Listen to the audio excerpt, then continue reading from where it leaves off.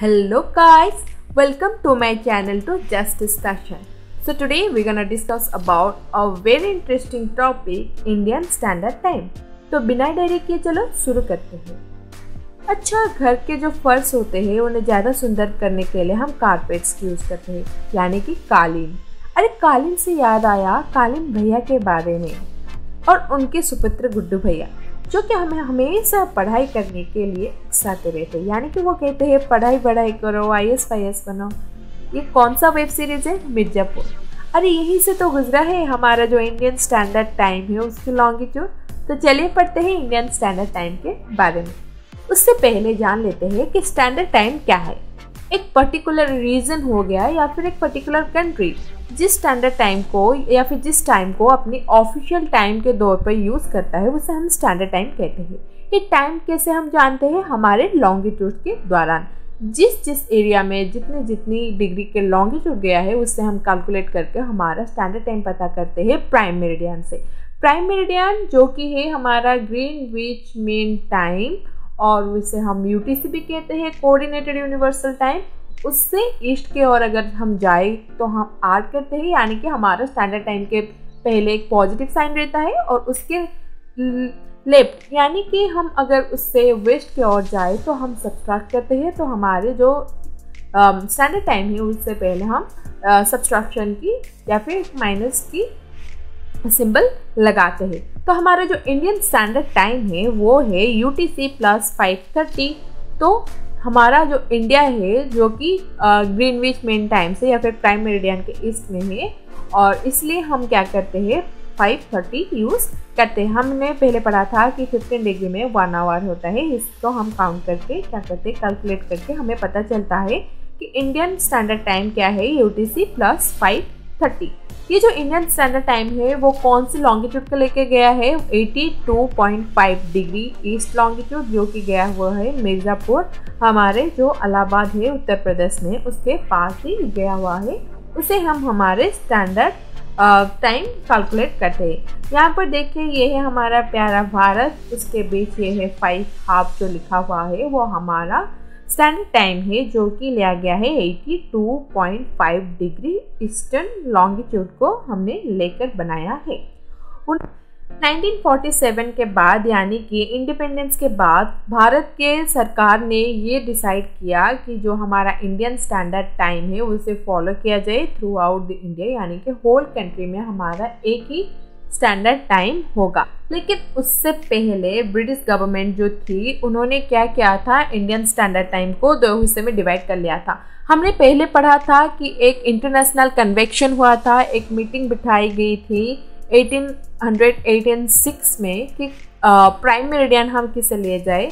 तो उसी दिन डिसाइड किया गया था जो इंडियन का स्टैंडर्ड टाइम होगा, इंडियन स्टैंडर्ड टाइम होगा वो 2 होगा, यानी कि जो टाइम जोन होगा इंडिया में वो 2 होगा।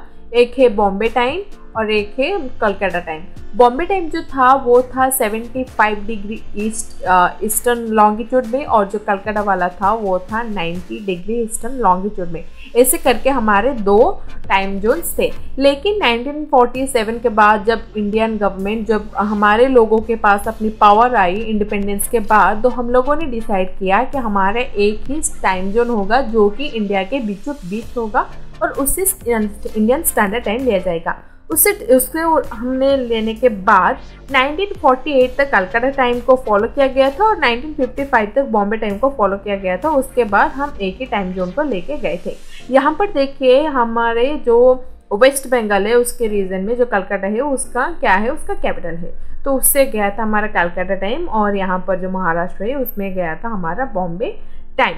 और हम जो सेंट्रल ऑब्जर्वेटर था वो चेन्नई में था, उसको शिफ्ट कर शंकरगढ़ फोर्ट प्रयागराज में लिया गया था, जो कि उसके UTC + 5:30 जो लॉन्गिट्यूड है उसके पास ही था, तो कोऑर्डिनेशन में इजी होता।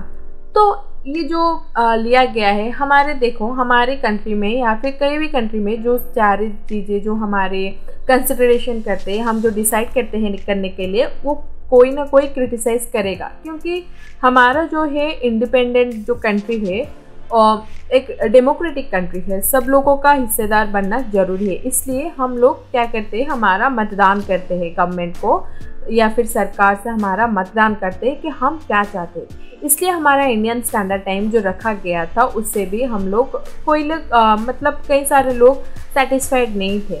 इसका रीज़न क्या था?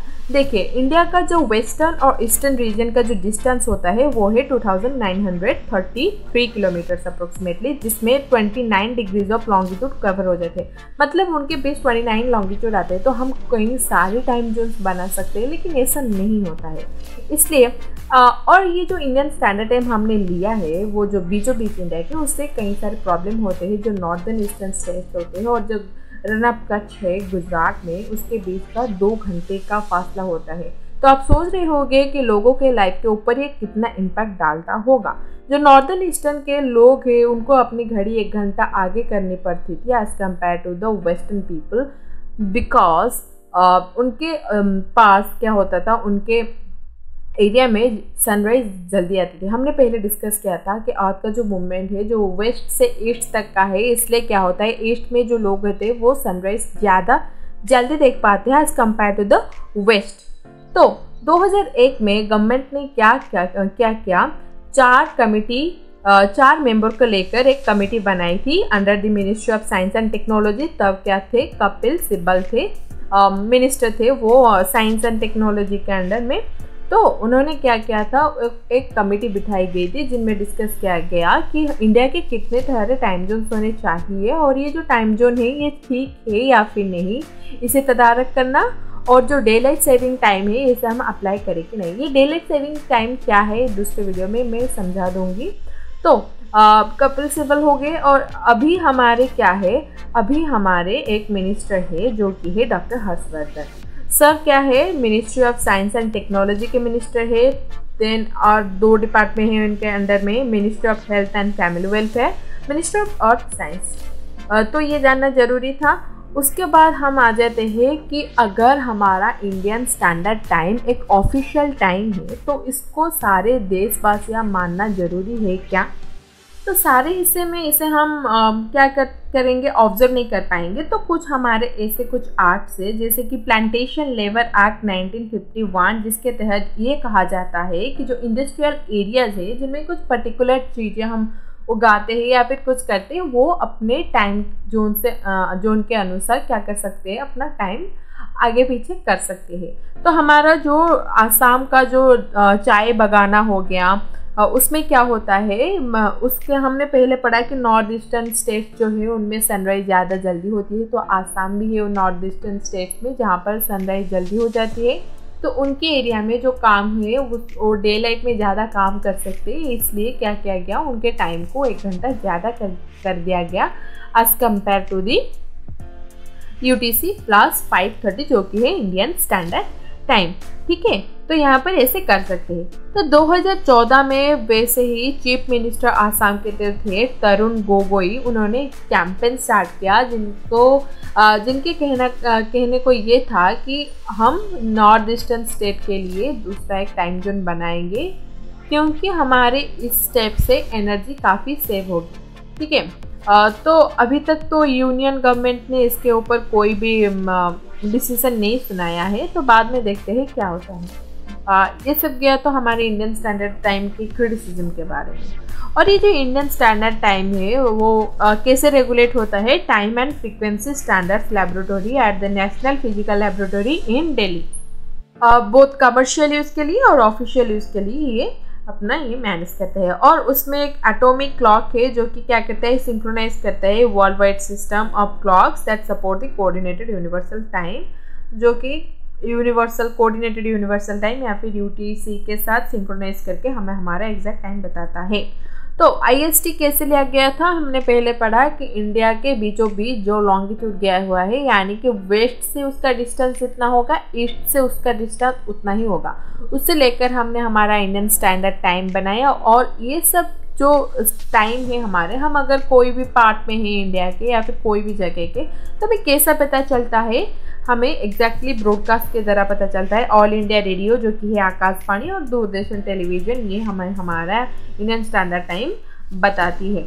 उसके अलावा हमारे फ़ोन में भी आप देखेंगे, हम हमारे फ़ोन में से कई सारे प्लेसेस की टाइम्स जान सकते हैं और हम हमारे एग्जैक्ट टाइम भी जान सकते हैं GPS यानी कि ग्लोबल पोजिशनिंग सिस्टम के द्वारा।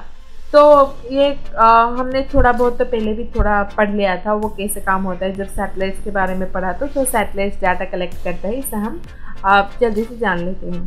तो हो गया ये सब इंडियन स्टैंडर्ड टाइम के बारे में। तो guys this is it for today.